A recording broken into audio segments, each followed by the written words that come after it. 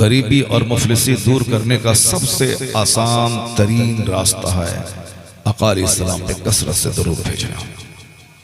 तो लोग नहीं सलाम फरमाते हैं कि दरूद शरीफ कसरत से पढ़ने से रोजियों में इजाफा होता है, मुश्किलें आसान होती हैं और हाजतें पूरी होती, व तक़ज़िल हवाइज, हाजतें पूरी होती।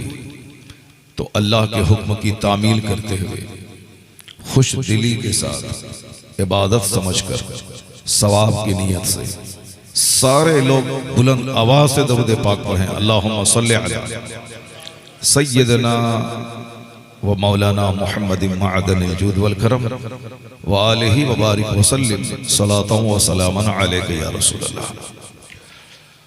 कुरान करीम अल्लाह तबारक व तआला की वो किताब है जिसकी तिलावत से सीना नर्म होता है।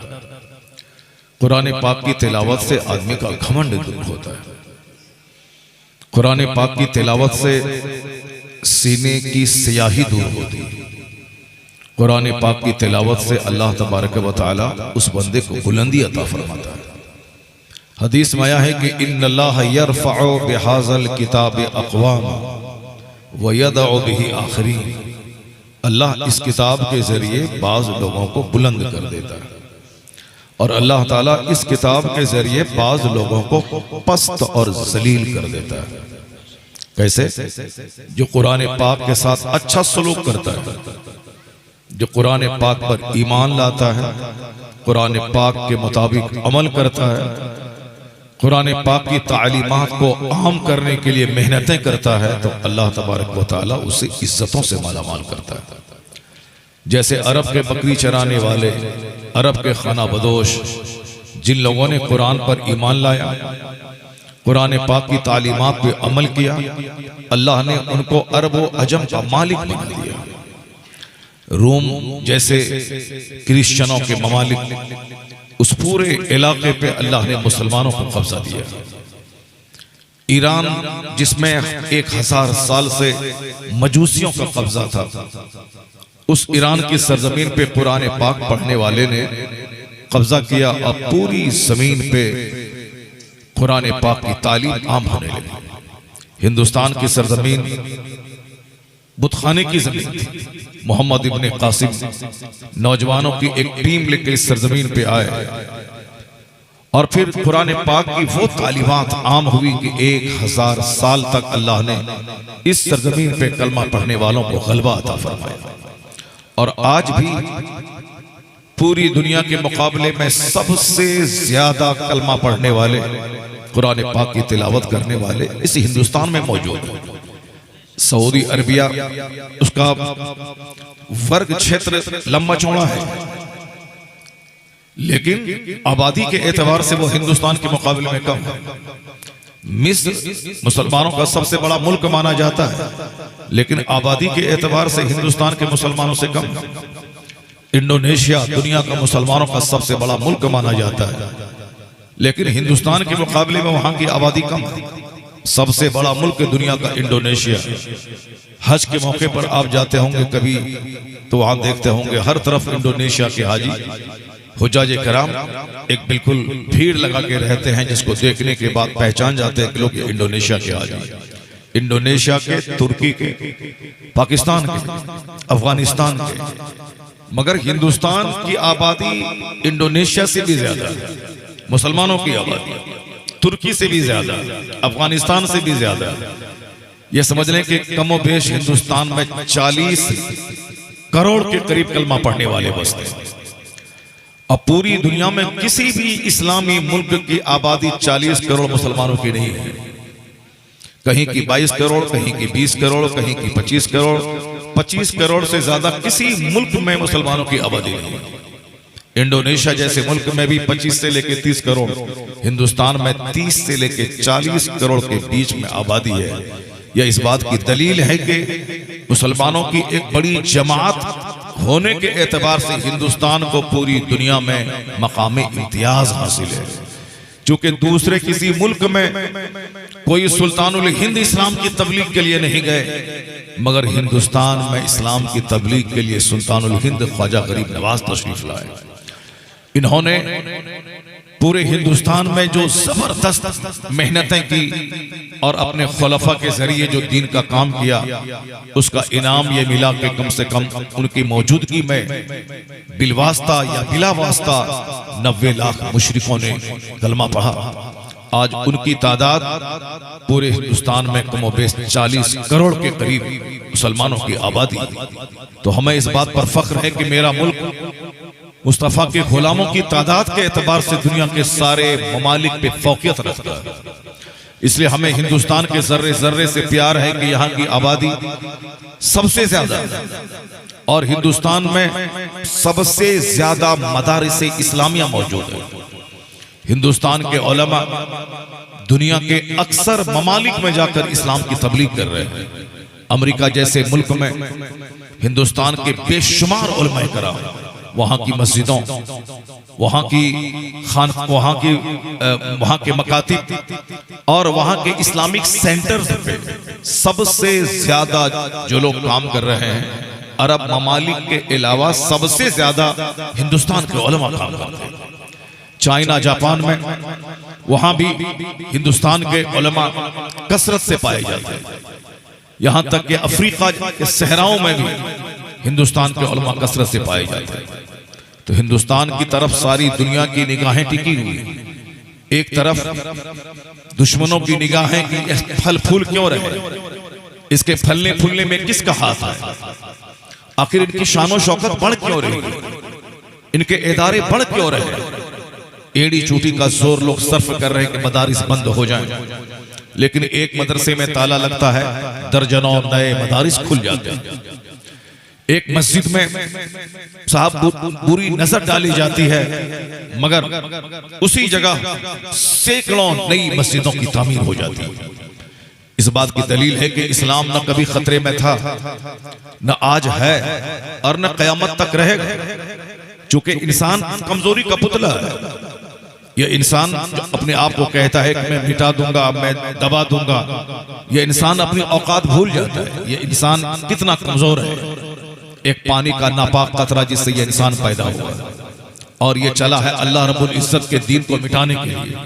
वो अल्लाह जो बगैर खंबे के इतना लंबा चौड़ा आसमान बनाया है, वो अल्लाह जिसने समंदर के ऊपर में इस जमीन का बिछोना बिछाया है, वो अल्लाह जिसने पहाड़ पैदा करके इस जमीन को हिलने से बचाने के लिए पहाड़ को जमीन का पिलर बनाया है, वो अल्लाह तबारक व तआला जो अपने बंदों को जिंदा रखने के लिए दरख्तों को पैदा करके उसके जरिए बंदों की ऑक्सीजन और हवा का इंतजाम किया।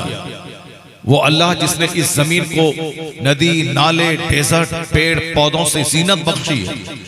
ये इंसान इस दुनिया में एक ऐसी मखलूक है जिसकी पैदाइश इस कदर हकीर बुनियादों पे हुई है कि कभी भी कोई उस पर गौर करे तो सर उठा के नहीं चलेगा। एक पानी का नापाक कतरा जिससे यह इंसान पैदा हुआ और यह इंसान चला है अल्लाह का दीन मिटाने।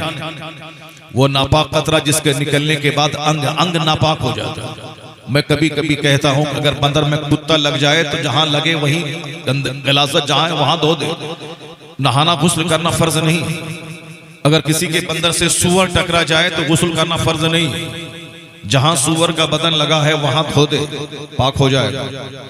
अगर कोई बाहर गया खेत मैदान में, उन्होंने पाखाना किया, पानी नहीं था कि धोए, वो गुस्ल करना फर्ज नहीं। वो वहां से घर आए, जहां गंदगी लगी है वहां धो दे, वो पाक हो जाए। अगर किसी ने बाहर में पानी नहीं है पेशाब किया और उस पर गुस्ल फर्ज नहीं है, जहां पेशाब के कतरे लगे हैं उसको धो दे, पाक हो जाए। एक कतरा है जिसके निकलने के बाद अंग अंग नापाक हो जाता है। सर से लेके पांव तक सारे पार्ट्स का धोना फर्ज हो जाता है। वो कौन सा कतरा है?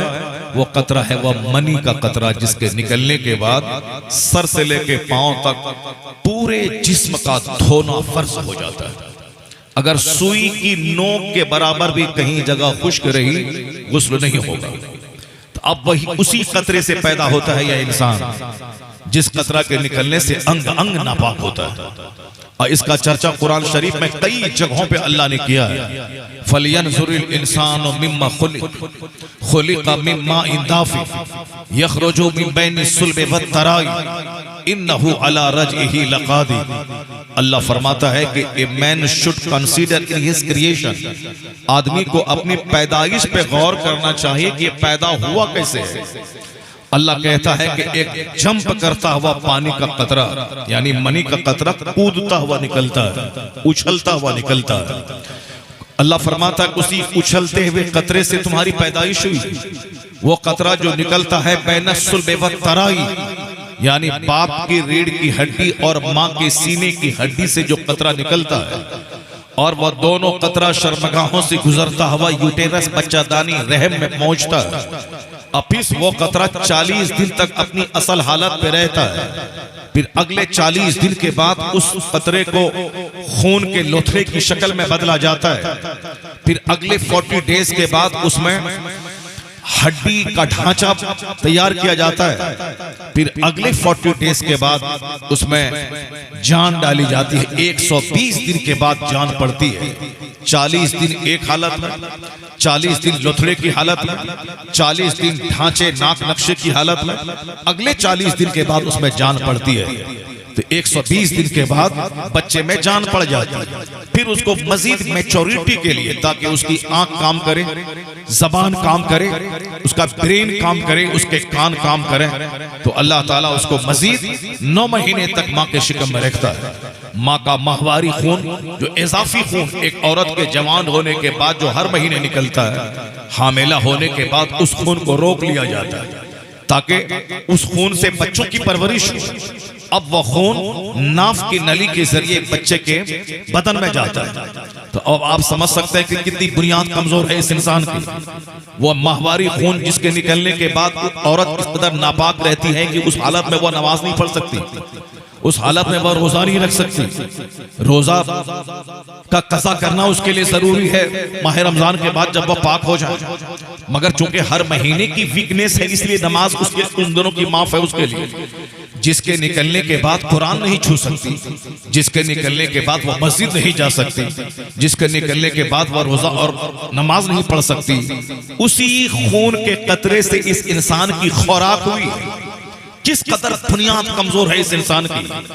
वही इंसान दुनिया में आने के बाद कहता है मेरी गाड़ी, मेरा मकान, मेरी बीवी, मेरा बच्चा, मेरा खेत, मेरा खलियान, मेरी दुकान, मेरा मार्केटिंग कॉम्प्लेक्स। जरा कभी बुनियाद को तो गौर से देख लेते। अल्लाह ने 1 दर्जन जगहों पे कुरान शरीफ में पैदाइश का चर्चा किया।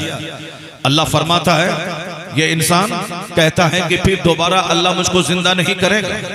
ये नहीं गौर करता कि इसकी बुनियाद कैसी थी, मैंने इसको कैसे बुनियादी तौर पर पानी से पैदा किया। वह नसिया खल्क़ा, अपनी पैदाइश को भूल गया ये इंसान कि हम पैदा कैसे हुए थे। जो अल्लाह ताला पानी के एक कतरे से तुझको पैदा कर सकता है, वो अल्लाह तुम्हें दोबारा मार करके, दोबारा जिंदा करके तुमसे हिसाब लेने पर कादिर है। मत इतराना कि हम दुनिया में आए हैं खाने पीने मौज मस्ती करने, मरने के बाद कुछ नहीं होता है, ऐसा नहीं है। कुरान करीम का सबसे बड़ा टॉपिक ये इंसान है। कुरान पाक का सबसे बड़ा उन्वान इस इंसान को क्यों पैदा किया, वो मकसद तख्लीक है। कुरान पाक का सबसे बड़ा उन्वान जन्नत और जहन्नम है। कुरान पाक सबसे ज्यादा आखिरत पे बहस करता है। यह इंसान भूल भुलैया और चक्कर में पड़ा हुआ है। जैसे कि मैं खाने के लिए ही पैदा हुआ, एक खाने का मुकाबला है, जैसे कि खाने के लिए पैदा हुआ। एक कपड़े का मुकाबला है, जैसे कि कपड़ा के मुकाबले के लिए पैदा हुआ। एक मकान का मुकाबला है, जो मकान ज़लज़ले में गिरने वाला है, जिस मकान को ये मरने के बाद छोड़ने वाला है, चाहे कल सुबह फजर के बाद इसकी मौत का ऐलान हो। मगर एक मकान का मुकाबला, एक जुनून है। कयामत की निशानी है कि आखिर जमाने में लोगों की अक्लें छीन ली जाएंगी, लोग पागल की तरह करेंगे। जब पागल हो जाएंगे तो जो असल मकसद हयात है अल्लाह की इबादत, उसे भूल के मकान की तामीर जिंदगी का मकसद बना लेगा। शादी ब्याह में नाचना कूदना जिंदगी का मकसद बना लेगा। जिस औरत की उम्र 80 साल हो गई, वो भी साहब नीम बरहना होके वो भी नाचने लगती है अपने पोते की शादी में। हुजूर ने सच कहा कि आखिर जमाने में लोगों की अक्लें छीन ली जाएंगी, लोग दीवाने और पागल की तरह करेंगे। और जब लोग पागल हो जाएंगे तो अननेसेसरी चीजों में इनकी मसरूफियत बढ़ जाएगी, जैसे खाने में, कपड़े में, मकान की तामीर में, जमीन की खरीदारी में। जबकि सबको मालूम है कि मैं अगर मेहनत करूं तो 50 एकड़ जमीन खरीद सकता हूं, लेकिन इस दुनिया में ऐसे ऐसे लोग गुजरे हैं जिसके पास 500 एकड़ जमीन थी, लेकिन आज उसकी लाशें जमीन के नीचे सड़ रही, उसकी कब्र पे एक जानवर पेशाब कर रहा। उनके जरिए जो उन्होंने झूठ बोलकर, हराम करके, नमाज छोड़कर, जो दूसरों को धोखा देके जो 500 एकड़ जमीन खरीदा था, वो जमीनें पड़ी रह गई। उस जमीन पे कोई डोम सुअर चरा रहा, उस जमीन पे उनका बेनमाजी बच्चा उस जमीन को बेच बेच के खा रहा। जो गुनाह किया था जमीन खरीदने के लिए, वो गुनाह तो उसके जिम्मे है। उससे सवाल होगा कि तुमने माल कहां से कमाया, कहां खर्च किया, तो गुनाह उनके जिम्मे है, मगर वो जमीन पे अब रह नहीं रहा। गुनाह उसके जिम्मे है, मगर उस मकान में वो रह नहीं रहा। गुनाह उसके जिम्मे है, मगर वो गाड़ी पे चढ़ नहीं रहा। जिस गाड़ी के लिए वो झूठ बोला था, वो गाड़ी है मगर वो सड़ रहा है। जिस मकान के लिए वो झूठ बोलकर, हजारों नमाजें छोड़कर, जिस मकान की तामीर की, वो मकान जमीन पे खड़ा है और ये 2 गज जमीन के अंदर इसकी लाशें सड़ गई, उसकी आंख बह गई, उसका पेट वहां फट गया, उसकी हड्डियां वहां सड़ और गल गई। इसी के लिए मुकाबला है। अल्लाह ने 1 दर्जन से ज्यादा जगहों पे कुरान शरीफ में मेरी औकात याद दिलाया है कि तुमको मैंने एक बदबूदार गारे से पैदा किया, मिन तीन लाज़ी। अल्लाह कहता है एक चपचपाती हुई मिट्टी से तुझको मैंने पैदा किया। यानी पहले जब मिट्टी को गोंधा गया, फरिश्तों ने गोंधा, फिर वो मिट्टी चपचपाती हुई बदबूदार गारे की शक्ल में हो गई। उसके बाद जब नक्शा बना, फिर वो मिट्टी बचती हुई हो गई। अल्लाह कहता है वलक़द खलक़नल इंसाना मिन सलालतिन मिन तीन, हमने बचती हुई मिट्टी से पैदा किया। लोग कॉमेडी पढ़ रहा है, कुरान नहीं पढ़ रहा। लोग किस्सा कहानी बोल रहा है, कुरान नहीं बोल रहा। लोग गाने सुन रहा है, कुरान नहीं पढ़ रहा। इसलिए अल्लाह के कलाम के साथ जब अच्छा सुलूक बंदा नहीं करेगा, क्योंकि इससे ज्यादा सच्ची कोई बात नहीं, इससे ज्यादा ऑथेंटिक कोई बात नहीं, इससे ज्यादा रिलायबल कोई बात है ही नहीं। बंदे का हर कलाम कमजोरियों से इबारत है। मैं 1000 अच्छी तकरीर करूं, मुझसे अच्छी तकरीर करने वाला मौजूद है। मैं 1000 अच्छी किताब लिखूं, मुझसे अच्छा मुसन्निफ मौजूद है। मैं 1000 इल्म के दरिया बहा दूं, मुझसे बड़ा आलिम मौजूद है। फौक़ कुल्लि ज़ी इल्मिन अलीम, हर इल्म वाले के ऊपर मैं इल्म वाला हूं। यही वजह है कि सबकी लिखी हुई किताबों में दूसरा कोई आलिम उसमें त्रुटि निकालता है, उसमें डिमेरिट निकालता है, उसमें कहता है इसमें ग्रामर के एतबार से ये गलतियां, अल्फाज की सेटिंग के एतबार से ये गलतियां, इल्मे मानी, इल्मे बदी के एतबार से ये गलतियां, काफिया बंदी के एतबार से ये गलतियां हैं। यानी लोग गलतियां निकालते हैं। गालिब के अशार में लोग गलतियां निकालते हैं। इकबाल बहुत बड़े शायर थे, उनके कलाम में लोग गलतियां निकालते हैं। बहुत बड़े बड़े मुसन्निफ थे, उनकी किताबों में लोग गलतियां निकालते हैं। यह इंसान गलतियों और खताओं का पुतला है। इस्लाम से ज्यादा ऑथेंटिक, जिसमें एक लफ्ज की ना गलती हो, ना एक लफ्ज में कोई मफहूम के एतबार से कोई कजी हो, अल्फाज के हुस्न के एतबार से, जमाल के एतबार से, और साहब उसके मानी और मफाहिम के एतबार से, सदाकत और सच्चाई के एतबार से, हुस्न और जमाल के एतबार से, असर आफरीनी के एतबार से, सबसे ज्यादा जबरदस्त कलाम अगर है तो वो कुरान करीम अल्लाह का कलाम है। इसलिए सबसे ज्यादा अल्लाह का कलाम पढ़ा जाना चाहिए। सबसे ज्यादा अल्लाह के कलाम को घर में पढ़ना चाहिए। लेकिन घर में अखबार लोग पढ़ रहे हैं, कुरान नहीं पढ़ रहे हैं, अफसाना पढ़ रहे हैं, कुरान नहीं पढ़ रहे हैं। सबसे ज्यादा तबसरा कुरान पे होना चाहिए। लेकिन साहब 2-2 घंटे की तकरीर में कहानी है मगर कुरान नहीं है, 2-2 घंटे की तकरीर में कॉमेडी है मगर कुरान नहीं है। जो कुरान नहीं अच्छा, कुरान से अच्छा सलूक नहीं करेगा। अल्लाह के रसूल ने क्या कहा, इन्नल्लाह यरफउ बिहाज़ल किताब अक़वाम व यदउ बिही आखरीन। अल्लाह इस किताब के जरिए बाज लोगों को बुलंद कर देता है और बाज लोगों को पस्त कर देता है। The Quran has been revealed to decide the fate of the nations. Quran कौमों की तकदीर का फैसला करने आया है कि जो इसे पढ़ेगा, इसके साथ अच्छा सलूक करेगा, उस पर अमल करेगा और फिर ये कुरानी सिस्टम दुनिया में नाफिज करना चाहेगा, वो चाहे बकरी का चराने वाला हो, अल्लाह उसे इज्जतों का ताज बना देगा। चाहे वो साहब रेगिस्तान में रहने वाला हो, अल्लाह उसे इस जमीन का हाकिम बना देगा, जैसे अल्लाह ने हाकिम अरब के लोगों को बना के दिखा दिया। हजरत उमर फारूक आजम रज़ी अल्लाह तआला अन्हु जब खलीफतुल मुस्लिमीन बने तो एक बार पीछे फौज थी, आप आगे से गुजर रहे थे, एक जगह खड़े होकर नीचे घाटी की तरफ गौर से देखने लगे। लोगों ने पूछा हुजूर क्या देख रहे हैं? कहा मैं उस जगह को देख रहा हूं जहां मैं ऊंट चराया करता था, और शाम के वक्त जब मैं ऊंट चरा के घर जाता था तो मेरा बाप खत्ताब कहता था, उमर इब्ने खत्ताब कहता था मेरा बाप कि उमर तू क्या दुनिया में कोई बड़ा काम कर पाएगा, तुझे तो ऊंट चराना तक नहीं आता है, तू दिन भर तुमने ऊंट चराया, ऊंट का पेट तक नहीं भरा, तू क्या दुनिया में कोई बड़ा काम कर पाएगा जबकि तुझे ऊंट चराना तक नहीं आता है। उमर फारूक कहते मैं वही उमर हूं जिसको ऊंट चराना नहीं आता था, लेकिन आज वह उमर पूरी दुनिया के मुसलमानों के उमूर का मालिक है, खलीफतुल मुस्लिमीन है। आखिर किसने इसे खलीफतुल मुस्लिमीन बनाया है? वह उमर जिसने मुस्तफा पे ईमान लाया, कुरान पाक पे ईमान लाया, अल्लाह पर ईमान लाया, मुस्तफा की गुलामी, इसी कुरान पाक पर ईमान लाने ने मुझ उस उमर को मुसलमानों का खलीफा और मालिक बना दिया।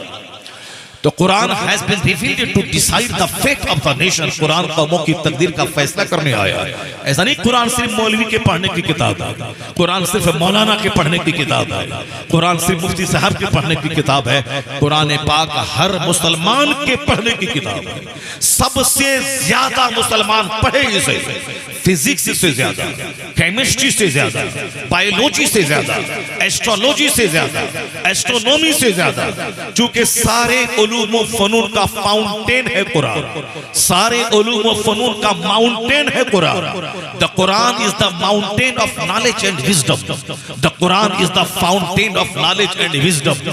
कुरान करीम उल्म व फन का पहाड़ है, कुरान करीम इल्म व फन का सरचश्मा है, जहां से उलूम व फनून निकलते हैं वो कुरान पाक व मस्दर है, वो चश्मा है जहां चश्मे से पानी निकलता है। कुरान पाक उलूम व फनून का मस्दर है, उलूम व फनून का मखरज है, उलूम व फनून का कुरान पाक सरचश्मा है जहां से उलूम व फनून निकलते हैं। इसलिए पहले मुसलमानों ने जो पूरी दुनिया में शासन किया वो इसी कुरान करीम की बदौलत किया। इसी कुरान करीम को पढ़ा, इसको समझा, और फिर पुरानी निजाम को लेके वो दुनिया में फैल गए।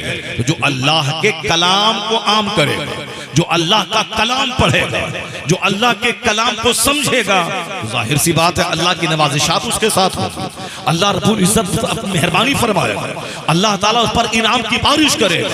जमीन खुदा की, बंदा पढ़े अखबार, आसमान खुदा का, आसमान के नीचे बंदा रहे और दूसरों की किताब ज्यादा पढ़े, अल्लाह की जमीन पे रहे, दूसरों की बात ज्यादा पढ़े, अल्लाह की दी हुई हवा में सांस ले, दूसरों की बात ज्यादा पढ़े, अल्लाह की दी हुई रोजी खाए और दूसरों की बात ज्यादा माने, उसे तो जलील होना पड़ेगा, उसे तो एक दर्जन बीमारी में गिरफ्तार होना पड़ेगा, उसे तो एक दर्जन जिल्लत और रुसवाई में गिरफ्तार होना पड़ेगा।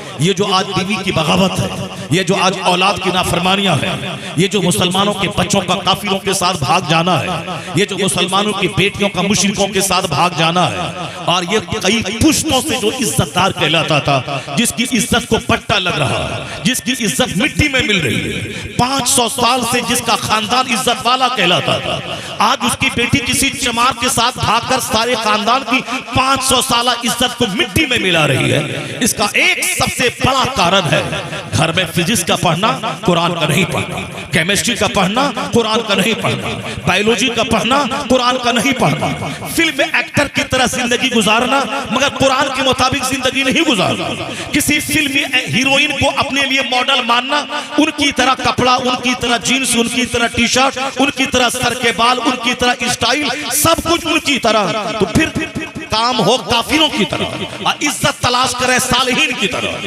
काम हो काफिरों की तरह और दुआ मांगे ताकि सालिहीन की तरह दुआ कबूल हो जाए।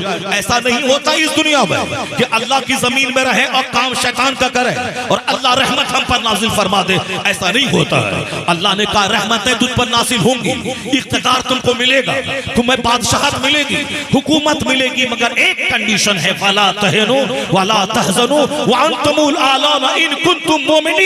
अगर तुम मुसलमान बन के रहेगा तो इज्जत तेरे लिए, मुसलमान बन के रहेगा तो हुकूमत तेरे लिए, मुसलमान बन के रहेगा तो जन्नत वहां मिलेगी, जमीन की बादशाहत अल्लाह यहां अता फरमा देगा। अल्लाह ने शर्त रख दी है कि मेरी जमीन, मेरा आसमान, मेरी मिट्टी, मेरी आग, मेरी हवा, मेरा पानी, सब कुछ मेरा दिया, मैंने पैदा किया। मैं हूं तेरा खालिक, मैं हूं तेरा मालिक। मैंने तुझको पानी के एक नापाक कतरे से पैदा किया है। अब मैंने तेरे बदन में नाक नक्शा और सर से लेके पांव तक खूबसूरत पार्ट्स मैंने तुझको दिए हैं। फिर मैं दोबारा तुझको, मैं तेरी रूह निकालूंगा, मैं तुझको मारूंगा और फिर तू कब्र में दफन होगा, तेरी लाश सड़ेगी, फिर मैं दोबारा को जिंदा करके मैं तुझसे हिसाब लूंगा। ये बता दे कि तूने आंख का कैसा इस्तेमाल किया, ये बता दे तूने जबान का क्या इस्तेमाल किया, ये बता दे तूने अपने पेट का क्या इस्तेमाल किया, ये बता दे जब पेट का लीवर तेरा अगर खराब हो जाए तो 40 लाख रुपए लगेंगे लीवर ट्रांसप्लांट कराने। अगर गुर्दा खराब हो जाए तो 50 करोड़ रुपए खर्च करने के बाद भी तू कोई दूसरा नया गुर्दा नहीं बन पाएगा। अगर तेरा अपना अजीज रिश्तेदार गुर्दा ना दे तो फिर तड़प के रहोगे डायलिसिस में, जब तक रहोगे उस वक्त तक फिर जिंदगी की भीख मांगते रहोगे। तो कितनी कीमती चीज है जो मैंने तुमको गुर्दा दिया, कितनी कीमती चीज है जो मैंने तुमको तुमको मैंने लीवर दिया। जिस लीवर में जितनी चीजें तुम डाल दो, पत्थर डाल दो, वो पत्थर गल जाता है। जिसमें साहब तुम कोई भी चीज डाल दो, गोश्त डालो, मछली डालो, कुछ भी डालो, सब गल जाता है। और गलने के बाद बदन में ब्लड बनता है। लेकिन अगर ब्लड बनने का सिस्टम गड़बड़ हो जाए तो फिर रोजाना तुम्हें ब्लड चढ़ाना पड़ेगा और सारी जिंदगी दूसरों से ब्लड की भीख मांगनी पड़ेगी। और मैंने ऐसा सिस्टम बनाया है कि तू मेरी दी हुई रोजी खा और फिर वहां से ब्लड बनेगा, फिर तेरी आंख काम करेगी, तेरी जबान काम करेगी, तेरा ब्रेन काम करेगा, तेरे हाथ काम करेंगे, तेरा पांव काम करेगा। सिर्फ पेशाब पाखाने का सिस्टम थोड़ा सा गड़बड़ हो जाए तो तेरा जीना मुश्किल हो जाए। अगर पेशाब में, प्रोस्टेट में गड़बड़ी आ जाए तो फिर तेरे लिए जिंदगी का सारा सुख बेकार हो जाएगा। अगर घुटने और टखने में दर्द हो जाए तो फिर तेरा जीना मुश्किल होगा। तू खुदकुशी करने पे आमादा हो जाएगा कि मैं इस तरह जिंदा रहने से बेहतर है मैं जहर खा के मर जाऊं। इसका मतलब अगर अल्लाह ने हेल्थ दिया है तो अकड़ने नहीं दिया, बिगड़ने नहीं दिया, दूसरों पे तफक्कुर और बरतरी करने नहीं दिया है। अल्लाह ने अगर नेमतें दी हैं, आंख सलामत है, जबान सलामत है, हाथ सलामत है, घुटने और टखने का दर्द नहीं है, हम फिजिकली फिट हैं, तो ये इतराने का विषय नहीं है कि हम किस्मार खां हैं, हम अच्छे नहीं। ये विषय है शुक्र का कि वो रब्बे करीम जिसने हमें सर से लेके पांव तक खूबसूरत सारे पार्ट्स दिए हैं। ये इतराने का विषय नहीं। जहां इतराया किडनी खराब हो जाएगी, जहां इतराया आंख का ऑपरेशन करना पड़ेगा, जहां इतराया हड्डी डैमेज हो जाएगी, जहां इतराया पेशाब पाखाने का सिस्टम गड़बड़ हो जाएगा, तो इतराने का ही नतीजा है। ये सारी नियमतें इतराने का विषय नहीं है, ये विषय है शुक्र का कि जिसको अल्लाह जिसने मुझको इतना खूबसूरत जिस्म दिया है, खूबसूरत आज़ा दिए हैं, तो फिर उसी रब्बे करीम को सजदा होना चाहिए, उसी रब्बे करीम का जिक्र होना चाहिए। इलाही तेरा करोड़ों एहसान कि तूने मुझे खूबसूरत जिस्म दिया, खूबसूरत पास अता फरमाए। अल्लाह कहता है वलाइन शकरतुम लाज़ीदन्नकुम, अगर तुमने मेरी नेमत का शुक्रिया अदा किया तो हम नेमत छीनेंगे नहीं, नेमत में इजाफा करते चले जाएंगे। वालाइन शकरतुम लाज़ीदन्नकुम, अगर तुमने मेरी नेमत का शुक्रिया अदा किया।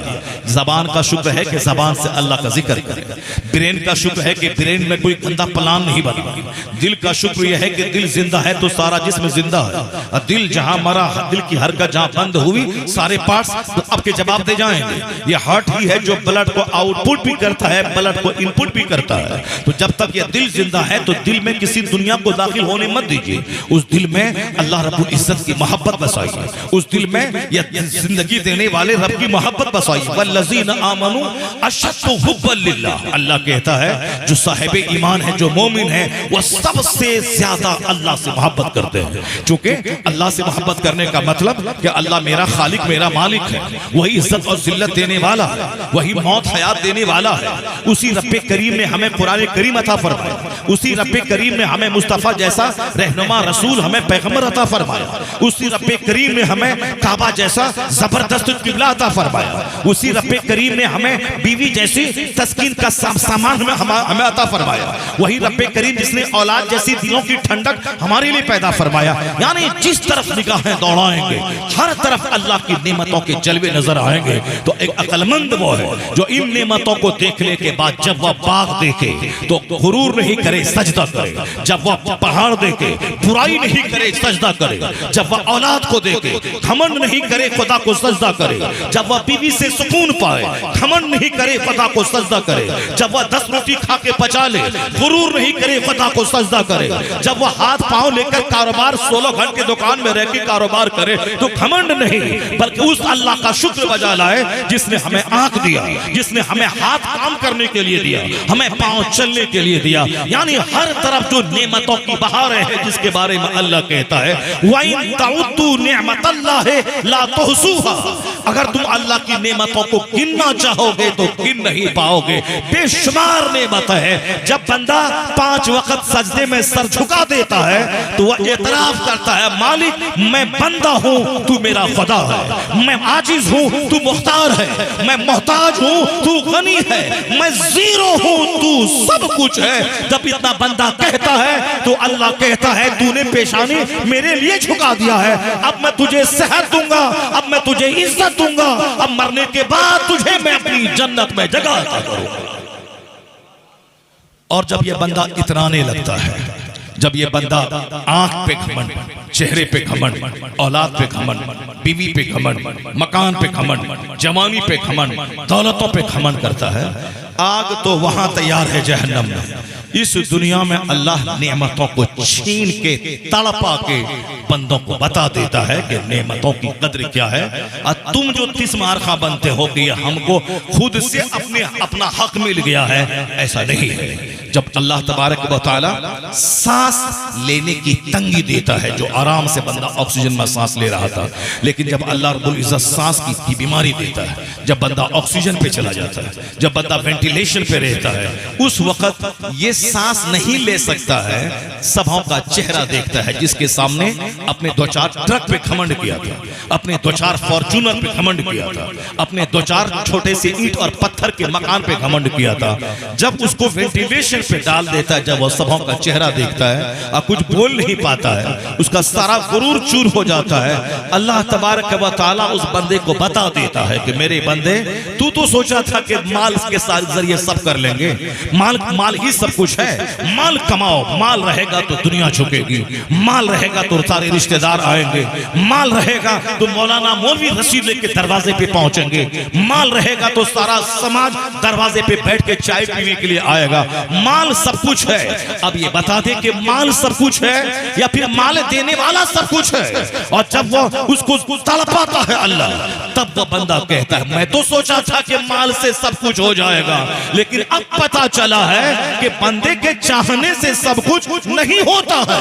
वही होता है जो मंजूर खुदा होता है, वही होता है जो रब करीम चाहता है। तो अल्लाह ताला गुरूर तोड़ देता है। हजरत उमर फारूक आज़म रज़ी अल्लाह ताला अन्हु फरमाते हैं, क्या फरमाते हैं, मन तवाज़ा लिल्लाह रफ़अहुल्लाह, जो अल्लाह के लिए झुक जाता है, जो अल्लाह के लिए सॉफ्ट हो जाता है, जो अल्लाह के लिए नर्म हो जाता है, जो अल्लाह तबारक व तआला के लिए अपने आप को लोगों से छोटा समझता है, तो अल्लाह ताला उसको बुलंद कर देता है, उसको अल्लाह ताला उसको इज्जतों से नवाजता है। लेकिन जो अपने मन में बड़ा बनता है, उमर फारूक आज़म फरमाते हैं मैंने हुजूर को कहते हुए सुना, ये मिशकात शरीफ की हदीस में आया है कि जो अपने मन में बड़ा बनता है तो अल्लाह ताला लोगों की निगाहों में उसे खिंजीर और कुत्ते से बदतर बना देता है।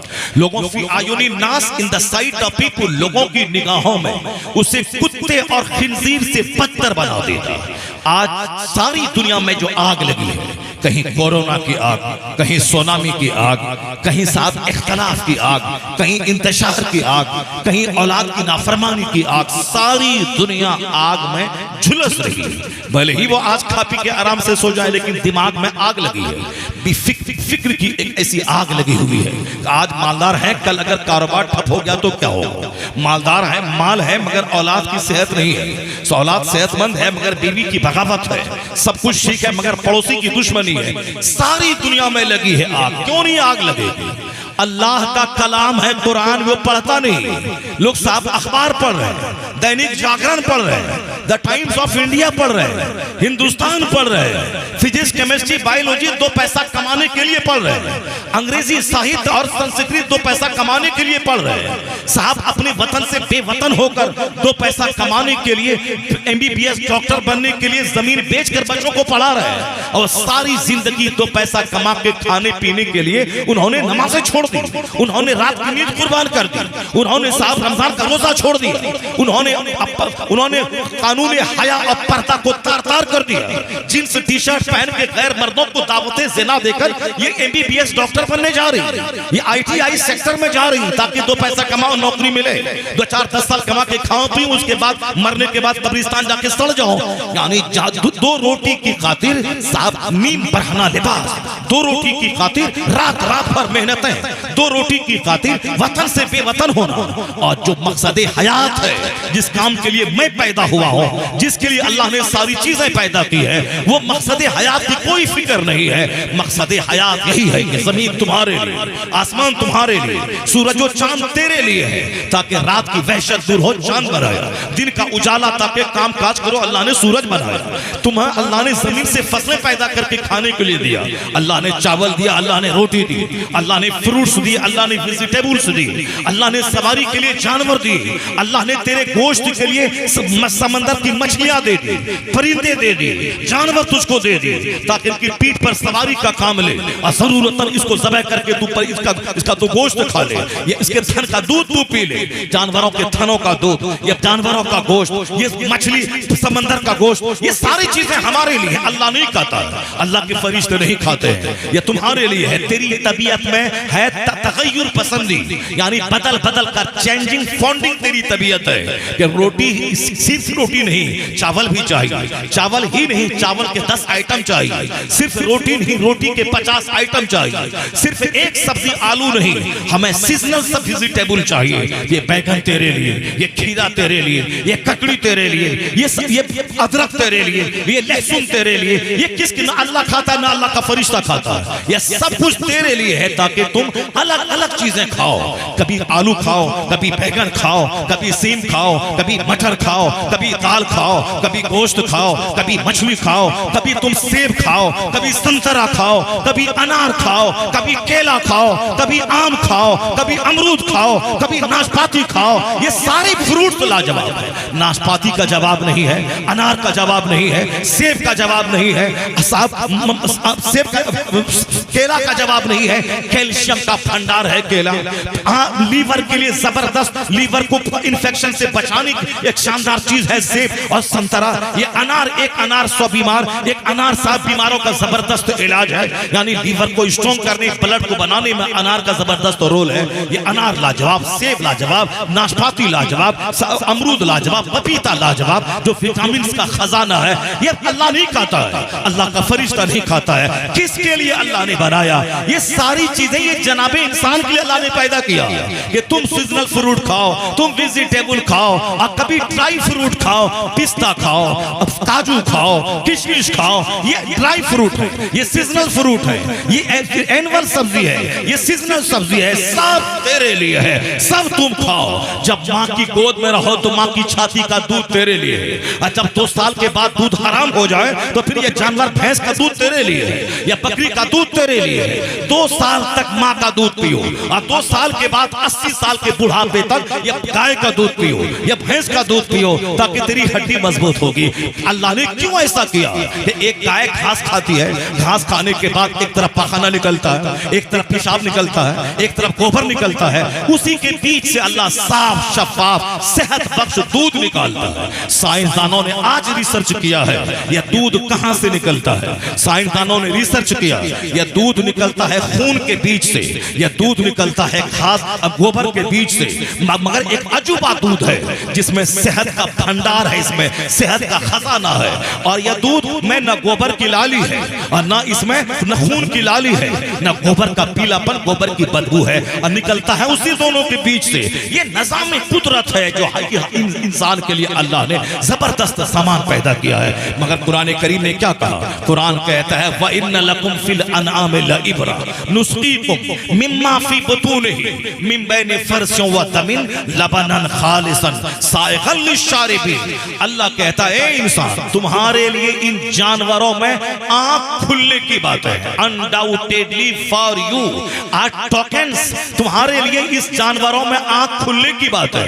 ऐसा नहीं खाया पिया पखाना किया और मर गया, मरदूद कब्र में जाके सड़ गया, इसीलिए हम पैदा हुए हैं। नहीं, कुरान करीम कहता है मैंने तुझको अक्ल दी है ताकि तुम कुरान की आयतों में गौर करो, कायनात में गौर करो, जमीन आसमान पे गौर करो, फिर देखो कि मेरे रब्बे करीम ने कैसा अजूबा कायनात पैदा किया है, मेरे रब्बे करीम ने किस कदर अजूबा दुनिया पैदा की है। जब इस पर गौर करोगे तो फिर घमंड मिटेगा, पेशानी जमीन पे टिक जाएगी, जबान पे दुनिया का जिक्र नहीं, दुनिया बनाने वाले का जिक्र होगा। ये जो आज इंसान गुरूर का पुतला है, शैतानत का पुतला है, शरारत का पुतला है,